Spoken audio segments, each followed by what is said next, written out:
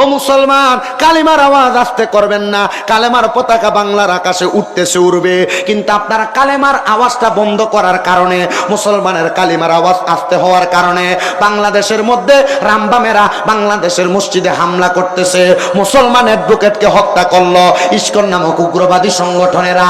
এবার আপনারা বলেন, আমরা মুসলমান অন্য রামবামদেরকে প্রতিহত করার জন্য কালিমার আওয়াজ বাড়ানোর দরকার আছে না নাই? তাহলে মুহাব্বতের আওয়াজে পড়েন লা ইলাহা ইল্লাল্লাহ মুহাম্মাদুর রাসূলুল্লাহ সাল্লাল্লাহু আলাইহি ওয়াসাল্লাম। ও মুসলমান,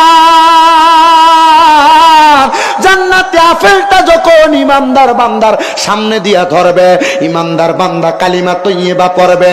এবার আজরাইলকে আদেশ করা হবে, রে আজরাইল, ইমানদারের মুখ দ্বারা কালেমা পড়ার সময় যে বাতাসটা বের হয়েছে, তুমি ওই বাতাসের মাধ্যমে ইমানদারের রুহুটা কবজ করো। রুহুটা কবজ করবে, আজরাইল যখন উপরের দিকে নিয়ে যাবে, এবার জান্নাতের রহমতের ফেরেশতারা আসমানের মধ্যে দাঁড়ায়া থাকবে, শত শত হাজার হাজার ফেরেশতারা দাঁড়ায়া দাঁড়ায়া বান্দাকে বলবে হালা ওয়া সাহালান মারহাবান, স্বাগতম স্বাগতম, বান্দাকে তোমরা গ্রহণ করে নিয়ে যাও। আজরাইল বলবে, এই ফেরেশতারা, আমার হাতের মধ্যে ইমানদারের রুহুটা তো থাকে না, ইমানদারের রুহুটাকে তখন জান্নাতের পেয়ালার মধ্যে রাখা হবে। ইমানদারের ততক্ষণের মধ্যে কাফন হয়ে যাবে, দাফন হয়ে যাবে। কাফন দাফন করার পরে আমার আল্লাহ তাআলা ডাক দিয়ে বলবে, এ আজরাইল, ইমানদারের রুহুটা তুমি কোন জায়গায় রাখতেছো না, আলমে আলমে আরোহা রুহের জগতের কোন জায়গার মধ্যে রাখতেছো না, কি করবা? আল্লাহ, ইমানদারের রুহুটা কি করবা আপনি বলেন? তখন আল্লাহ আজরাইলকে একটা আয়াত পড়ে শোনাইবে, ওয়ালা তাকুলু লিমান ইউকতালু ফি সাবিলিল্লাহি আমওয়াত বাল আহইয়াউ ওয়ালাকিন লা তাশউরুন।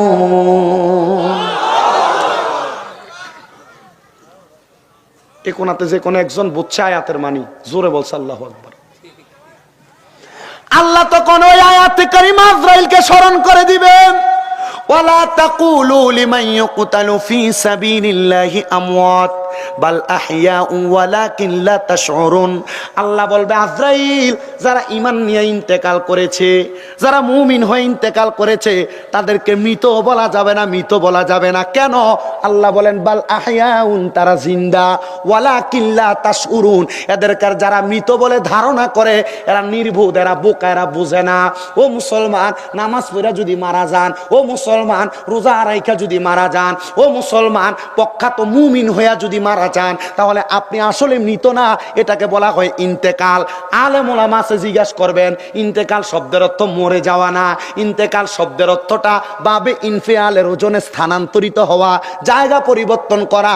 মুমিন ইন্তেকাল করার পর, জায়গা পরিবর্তন করার পর, তারা তাদের কবরের মধ্যে নামাজ আদায় করে, নামাজ আদায় করে, নামাজ আদায় করে। যদি আপনি মুমিন হন, আপনি এমন কষ্ট পাবেন না, তখন মুমিন বান্দার রুহুটা আবার মুমিনের মাঝে ফিরে দেওয়া হবে।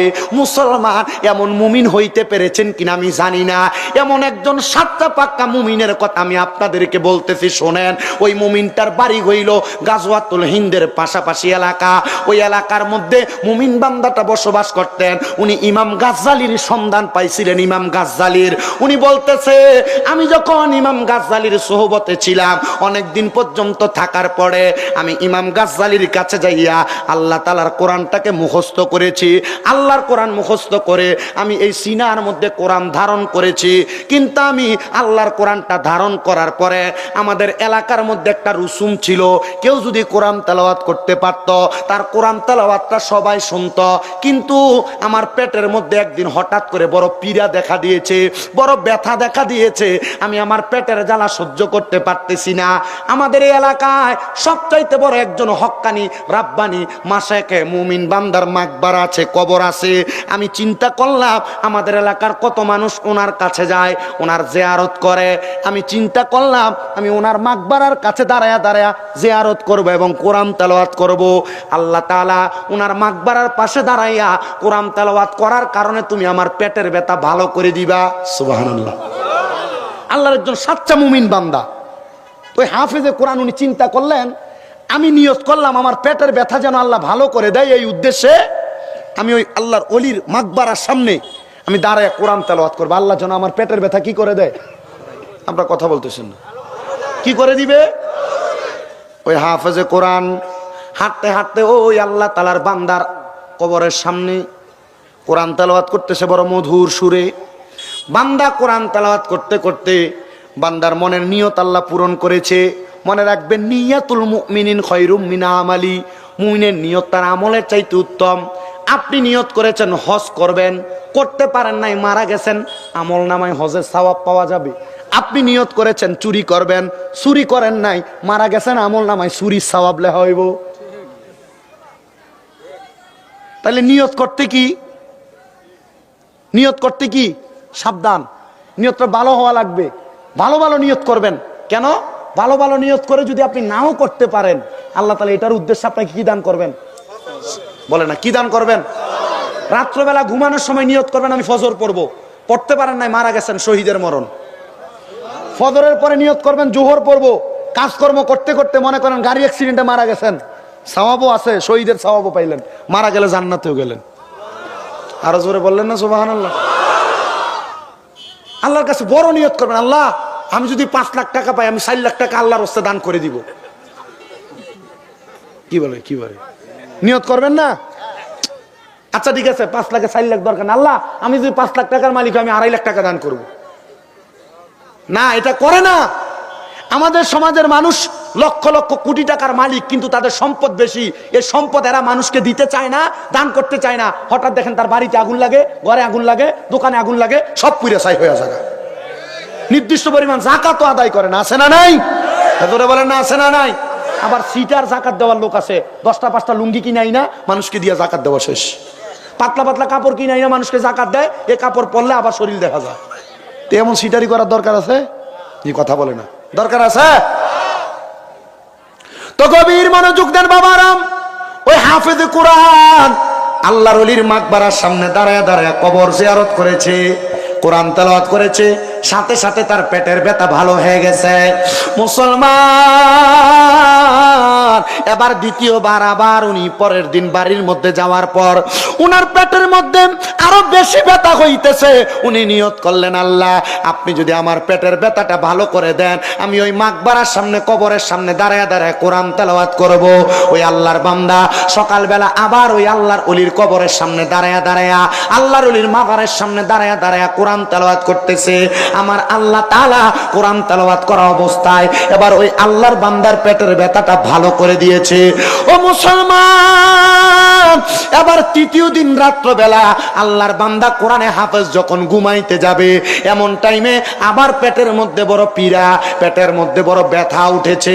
এবার আল্লাহর বান্দা পেটের ব্যথাটা পাইয়া আবার দৌড়ে আল্লাহর ওলির মাকবারার সামনে চলে গেছে, আল্লাহর ওলির কবরের সামনে চলে গেছে, আল্লাহর ওলির মাজারের সামনে যায়া যায়া কোরআন তেলাওয়াত করতেছে।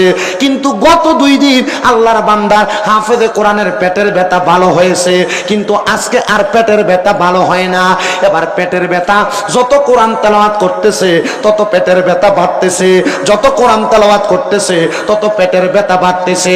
এবার ওই আল্লাহর বান্দাটা আল্লাহ তাআলার কাছে বারবার বলতেছে, আল্লাহ কোরআন তেলাওয়াত করতেছি, আমার পেটের ব্যথা তো বারবার বাড়তেছে। তবে এই হাফেজে কোরআনের একটা গুণ হইল, তার কোরআন তেলাওয়াতের লাহান বড় সুন্দর, তেলাওয়াত করার সুরটা বড় মধুর।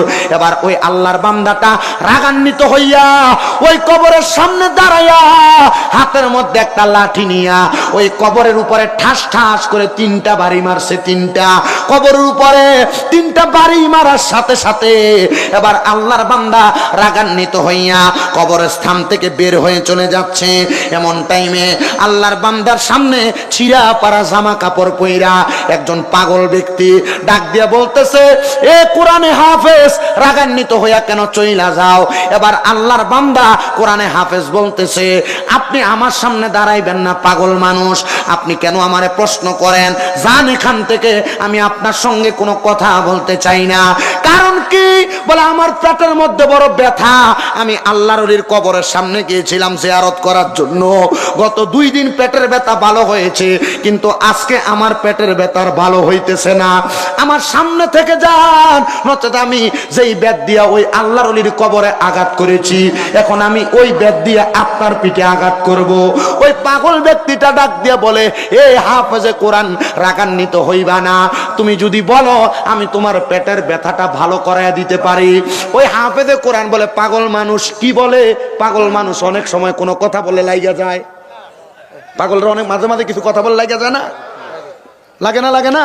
পাগল মানুষ কিছু কথা বলে ফেলছে, লাইগা গেছে, এমন অনেক হয় না? পাগল মানুষ বলতেছে, তুমি যদি আমার কথা শোনো তাহলে আমি তোমার কাছ থেকে তোমার পেটের ব্যথাটা দূর করে দিতে পারবো। ব্যথা দূর করার মালিক কে? বলেন, মালিক কে? তো পাগলটা কি যেন মুখ দিয়ে পড়লেন, পইরা কি দিছে? ফু দিছেন। হাফেজে কোরআন দেখলেন ফুয়ের সাথে সাথে পেটের ব্যথা নিবারণ হয়ে গেছে। এই ঘটনার সমাপনীর মধ্যে দেখলাম এ পাগল নাকি সূরা ফাতিহা পড়ে ফু দিছিলেন। কি পড়ে? বলেন না, কি পড়ে? হুজুরের কাছ থেকে ফু নিবেন, কিন্তু মাঝে মাঝে তো রাত্রবেলা হুজুর খুঁজে পাওয়া যায় না। যায় যদি কোনো কঠিন অসুস্থতা, কোনো রোগ বালা মুসিবত দেখা দিয়েছে, সূরা ফাতিহা 4 বার পড়বেন। কয়বার? 4 বার সূরা ফাতিহা পড়ে দিয়ে পান করবেন 3 ঢুকে, দেখবেন ইনশাল্লাহ আপনার মনের সব আশা পূরণ হয়ে যাবে। জোরে বলেন মারহাবা, আরো জোরে বলেন মারহাবা। এটা তো বেমিল হয়ে গেছে না? চলে যাবে। নারে তাকবীর। এটা ওই প্রধান অতিথি সাহেব দান করেছেন 40,000 টাকা। জোরে বলি মারহাবা। আল্লাহ যেন ওই সূরা ফাতিহার অসংখ্য বরকতের মাধ্যমে আল্লাহ ওনার সম্পদে বরকত দেয়, আমিন পড়েন। তো কি সূরা পড়ে ফু দিবেন? সূরা ফাতিহা। কি সূরা পড়ে ফু দিবেন? পর্দার আড়ালে যে মা বোনেরা শুনছেন, পেটের ব্যথা হোক, অসুস্থতা হোক, কঠিন রোগ বালা মুসিবত হোক, আপনার সন্তানকে মনে হচ্ছে খাইতে পারতেছে না, কোনো সমস্যা হচ্ছে, আপনার সন্তানকে সূরা ফাতিহা পড়ে পানির মধ্যে দিয়ে 3 দিন গোসল করাবেন, দেখবেন আপনার সন্তানের সব রোগ বালা মুসিবত আস্তে আস্তে চলে যাচ্ছে। মারহাবা পড়েন, আরো জোরে পড়েন না মারহাবা। আল্লাহ যেন আমাদেরকে কবুল করে, জোরে পড়েন আমিন। সবাই দুরূদ শরীফ পড়েন, আল্লাহুম্মা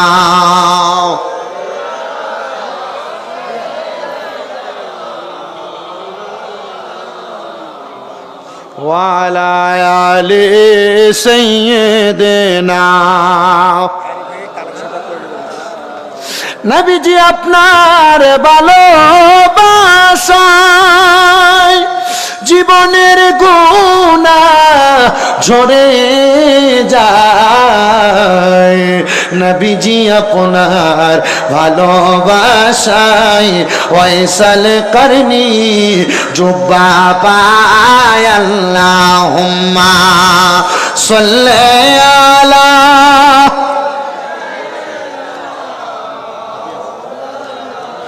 মুহাম্মাদ ওয়া আলা আলি।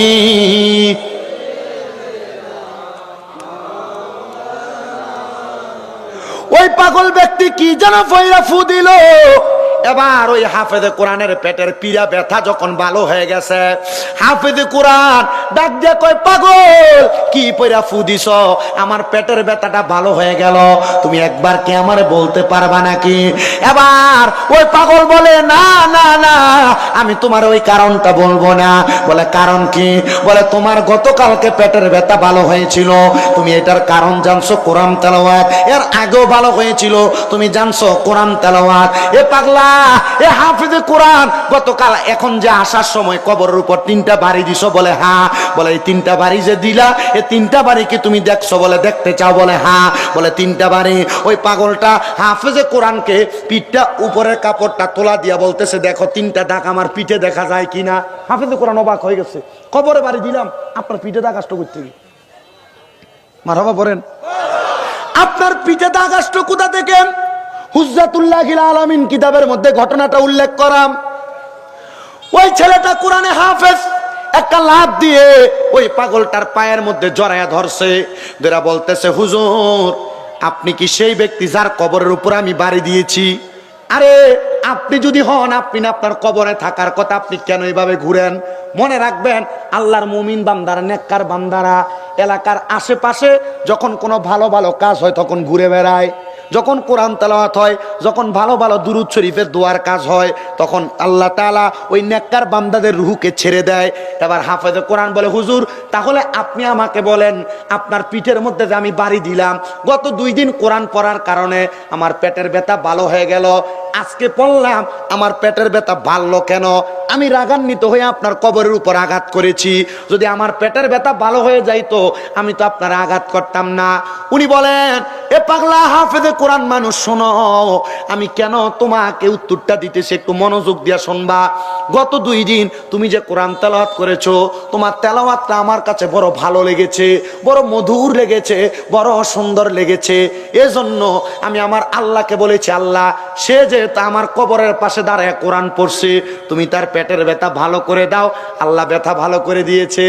এ পাগল, দ্বিতীয়বার যখন তুমি কোরআন পড়েছো, আল্লাহকে বললাম, আল্লাহ তুমি তার পেটের ব্যথাটা ভালো করে দাও। আল্লাহ ভালো করে দিয়েছে। কিন্তু তৃতীয়বার যখন তুমি তেলাওয়াত করেছো, তোমার তেলাওয়াতটা আমার কাছে বড় ভালো লেগেছে। বলে, কি তেলাওয়াত করেছো?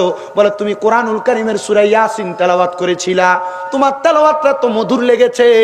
যখন তোমার সূরা ইয়াসিন তেলাওয়াত করা বন্ধ হয়ে যায়, আমি আল্লাহর কাছে দোয়া করলাম, আল্লাহ এ ব্যক্তি এখন তেলাওয়াত শেষ করে বাড়ি চলে যাবে, আল্লাহ তুমি তার পেটের ব্যথাটা আর একটু বাড়ায়া দাও, সেজন্য একটু বাড়ায়া কোরআন তেলাওয়াত করে।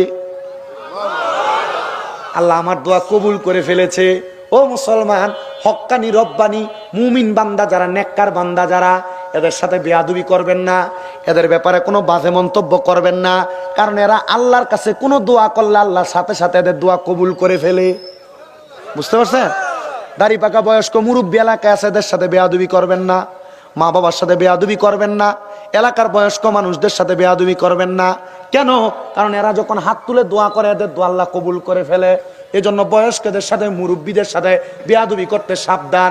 এদের দোয়ার কারণে, বদদোয়ার কারণে আপনি ধ্বংস হয়ে যাবেন, আবার এদের দোয়ার কারণে আল্লাহ আপনাকে জিরো থেকে হিরো বানিয়ে দিবে।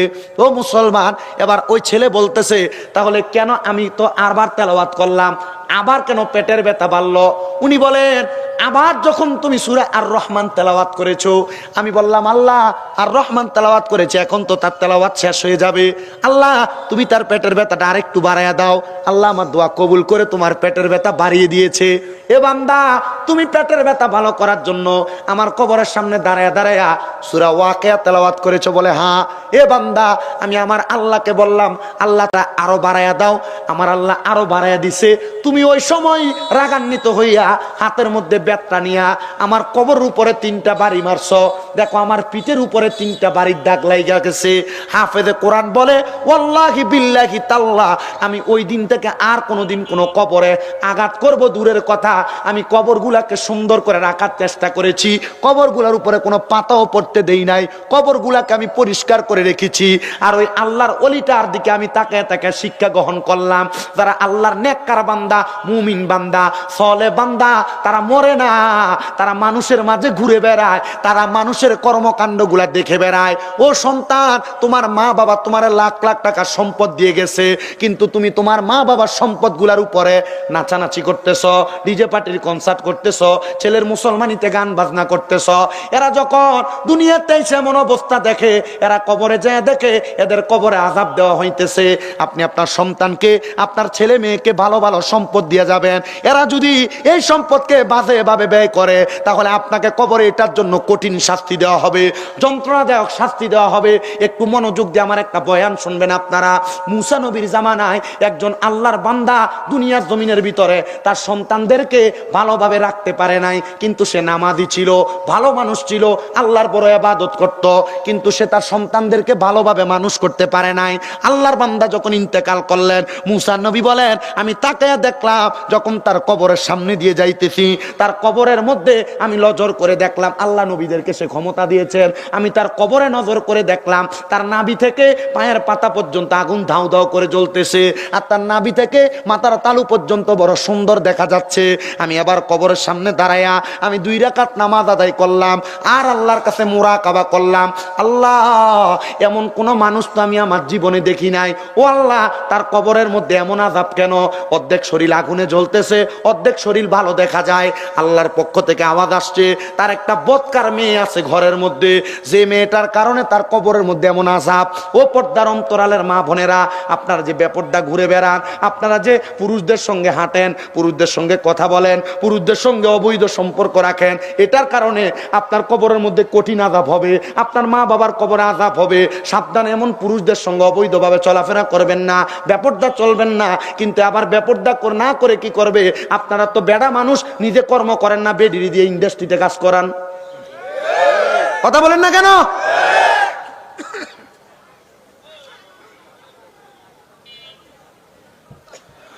বড় সাবধান। একটা মেয়ে বেপর্দা হওয়ার কারণে তার বাবার কবরে আযাব হয়, তার ভাইয়ের কবরে আযাব হয়, তার স্বামীর কবরে আযাব হয়, তার ছেলের কবরে আযাব হয়। নবীর হাদিস পড়ে শিখলাম, একটা মেয়ের কারণে 4 জন পুরুষ মানুষ দোজকে যায়। কয়জন? আপনাদের যাদের মেয়ে আছে, মেয়েকে যে বেপর্দা চুল ছেড়ে দিয়ে দিয়ে রাস্তায় ছেড়ে দেন, মনে রাখবেন আল্লাহর কোরআন বলে, ওয়াকরনা ফি বুয়ুতিকুন্না ওয়ালা তাবাররাজনা তাবাররুজাল জাহিলিয়াতিল উলা, তোমরা তোমাদের নারীদেরকে জাহিলিয়া যুগের মহিলাদের মতো বের হতে দিবা না, দিবা তো এরা ইফতিজিং এর শিকার হবে। ও মুসলমান, আপনি যদি আপনার নিজের মেয়েটাকে পর্দা না করান, এ মেয়েটা বেপর্দা হওয়ার কারণে জাহান্নামের আগুনের মধ্যে আপনি বাবারে জ্বালানো হবে। অনেকে আছেন আপনারা আপনাদের বোনকে পর্দা করান না। নবী আমার বলে, কোনো ভাই যদি তার বোনকে পর্দা না করায়, তাহলে ওই ভাই বোনটা বেপর্দা থাকার কারণে তার ভাইকে জাহান্নামের আগুনের মধ্যে জ্বালানো হবে। এখানে যারা আছেন আপনারা অনেকে হয়তো বিবাহ করেছেন, বিবাহ করার পর আপনি যে আপনার স্ত্রীকে পর্দা করান না, আপনার স্ত্রীর কারণে আপনি নিজে জাহান্নামের আগুনে জ্বলবেন। কারণ হইল আপনার স্ত্রী বেপর্দা, এ বেপর্দা স্ত্রীর কারণে আপনি স্বামী দোজখী। এখানে আমরা যারা আছি, কোনো না কোনো মায়ের সন্তান, কোনো সন্তান যদি তার মাকে পর্দা না করায়, তাহলে ওই সন্তান মাকে বেপর্দা চালানোর কারণে, ওই মায়ের কারণে সন্তান পর্যন্ত দোজখে যাবে। কিন্তু আমাদের সমাজ এত নিকৃষ্ট হয়ে গেছে, দেবর বাবির সাথে, বাবি দেবরের সাথে কত সুন্দর কথা বলতেছে, চাচতো ভাই চাচতো বোনের সাথে কত সুন্দর কথা বলতেছে। কিন্তু নবী আমার বলে, একটা ভাবির জন্য তার দেবর হলো মৃত্যুর মতো, কাল সাপের মতো। কাল সাপ কামড় দিলে মানুষ যেমন মারা যায়, একটা দেবরের সামনে বাবি তেমন গেলে সেই বাবিটা ইন্তেকাল করার মতো হয়ে যায়। ও মা বোনেরা, যদি জান্নাতে যাইতে চান, আপনার মা বাবার কবর আযাব মাফ করাইতে চান, বেপর্দা হওয়া বন্ধ করে দেন, বেহায়াপনা বন্ধ করে দেন, অবাধ চলাফেরা করা বন্ধ করে দেন। দেখবেন এটার কারণে আপনারা আপনাদের মা বাবার কবর আযাব মাফ করাইতে পারবেন। মুসা নবী বলেন, আমি আবার ওই কবরের সামনে থেকে ওই ব্যক্তির বাড়ির কাছে গেলাম, যাইতে যাইতে যা দেখলাম ওই ব্যক্তির মেয়েটা অনেক সম্পদের মালিক, ঘরের মধ্যে সাজায় গুছিয়ে রাখছে। ওই সম্পদের মালিক ওয়ালা মেয়েটা তার বাবার জন্য কোনো কিছু করতেছে না। মুসা নবী ডাক দিলেন, এ আল্লাহর বান্দি, তোমার আব্বা কোথায়? বলে, আমার আব্বা ইন্তেকাল করেছে। তুমি কি চাও না আল্লাহ তাআলা তোমার আব্বার কবরটারে জান্নাতের বাগান বানিয়ে দেখ? মেয়েটা বলতেছে, হুজুর, আমার আব্বাকে আল্লাহ তাআলা জান্নাতের বাগান বানিয়ে দিবে, এটা আপনি কেন বলতে আসছেন? আমি মেয়ে তো ভালোই বুঝি। আপনারা ভালোই বুঝেন, কিন্তু আমল করেন না। মেয়েটা বলে, আমার এখান থেকে যাও মিয়া সাহেব, তুমি আমার কোনো কথা বলা লাগবে না। এবার ওই মেয়েটা রাগান্বিত হইয়া এবার আল্লাহর ওলি, মানে আল্লাহর নবীর দিকে উনি একটু পানি মিলা এভাবে মারছেন, ছিটিয়া মারছেন। পানি কি করছেন? ছিটিয়া পানি নিক্ষেপ করলেন। মুসা নবী রাগান্বিত হইয়া, গরম নবী আজরাইল ওনারে ডরাইতো, আজরাইল ভয় পাইতো না মুসা নবীকে, আজরাইল ভয় পাইতো। মুসা পয়গম্বর আবার ওই কবরের সামনে দিয়ে যাওয়ার সময় লক্ষ্য করে দেখতেছেন ওই কবরের মধ্যে ওই ব্যক্তির কবরে আর আযাব নাই। মুসা নবী 2 রাকাত নামাজ পড়লেন আর আমার আল্লাহ তাআলার কাছে জবাব চাইলেন, আল্লাহ, এ ব্যক্তির কবরে আযাব, কিন্তু বাড়ির মধ্যে যাওয়ার পর তার মেয়ে আমার সাথে যে আচরণ করলো, তার কবরের মধ্যে তো আরো বেশি আযাব হওয়ার কথা, আমি নবীকে কষ্ট দিয়েছে। ও আল্লাহ, আপনি বলেন না তার কবরের মধ্যে কেন আযাবটা বন্ধ হয়েছে? আমার আল্লাহর পক্ষ থেকে জবাব দে, মুসা, তার কবরের আযাব বন্ধ হওয়ার কারণ হইলে একটা, এ মেয়েটা যখন তোমারে পানি নিক্ষেপ করে, মেয়েটা পানি নিক্ষেপ করার সময় একটা ব্যাঙ তার ছোট ছোট বাচ্চাদেরকে তার পেটের নিচে ঢুকে রাইখা একটা সিল পাখি থেকে বাঁচানোর চেষ্টা করেছিল। ব্যাঙটা দোয়া করছে, আল্লাহ, এই মুহূর্তে যদি আমাকে কেউ একটু পানির ব্যবস্থা করে দিত, তুমি তার উপর রহম করবা, তার উপর দয়া করবা। ওই ব্যাঙের দোয়ার কারণে ওই ব্যক্তির কবরের আযাব মাফ করে দেওয়া হয়েছে। কেন? মুসা নবী তোমারে যখন পানি মেরেছিল তুমি তো বসে গিয়েছিলা, ওর ওই পানিটা যাইয়া ওই ব্যাঙের উপর পড়ছে, আর ওই ব্যাঙটা দোয়া করছে, আল্লাহ, যে আমারে পানি দিছে, আল্লাহ তুমি তার বংশের কবরের আযাব মাফ করে দাও। আমি আল্লাহ আল্লাহ এই ব্যাঙ্গের দোয়ার কারণে এই মেয়েটার বাবার কবর আযাব মাফ করে দিয়েছি। হায়রে আজকের মাহফিলে কত সন্তান আপনারা বসেছেন, আপনাদের মা নাই। আপনারা কত সন্তান বসেছেন, আপনাদের বাবা নাই। আপনাদের মা বাবা অন্ধকার কবরের মধ্যে।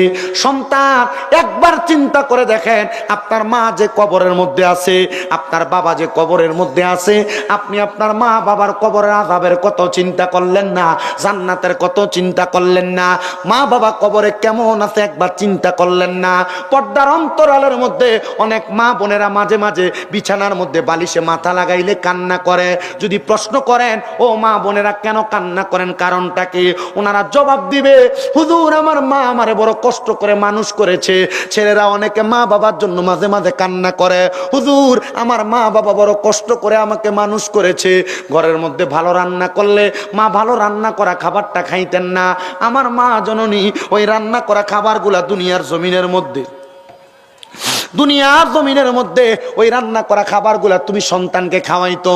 কিন্তু আজকে ওই মা কবরে, অন্ধকার কবরে কেমন আছে তুমি সন্তান জানো না। এ সন্তান আবার অনেক সন্তান আছে দুনিয়ার জমিনে ওই মা বাবার মনে কষ্ট দেয়, মা বাপকে ভাত দেয় না। সন্তান তোমার পাও আমার সামনে দাও, আমি আমার জিহ্বা দিয়া তোমার পাও পরিষ্কার করে দিব। তবু ওয়াদা করবা, যদি ওই মা বাপকে আলাদা করে থাকো, ওই আম্মা আব্বার পায়ের মধ্যে ধরে ধরে মাপ চাইবা আর বলবা, মা আল্লাহর রাস্তে আমারে মাফ করে দেন, আল্লাহর রাস্তে মাফ করে দেন। মা বাপ যতক্ষণ না বলছে মাফ করে দিছি ততক্ষণ পাও ছাড়বা না। কিন্তু অনেকের মা বাবা কবরে আপনাকে সম্পদ দিয়ে গেছে, টাকা দিয়ে গেছে, পয়সা দিয়ে গেছে। সন্তান ওই আম্মা আব্বার কবরের মধ্যে খাবার দেওয়ার জন্য, জান্নাতি খানা দেওয়ার জন্য একটা সন্তান যদি দাঁড়ায় বলো, হুজুর এই মাহফিলটার জন্য আমি আমার মা বাবার জন্য দোয়া চাই, আমি 10,000 টাকা, আমি 5,000 টাকা দান করে দিব। আসেন নাকি কোনো সন্তান হাতটা বাড়াইয়া বলবেন, মার জন্য দোয়া চান, বাবার জন্য দোয়া চান, আপনার মা বাবার জন্য খাস করে দোয়া করা হবে।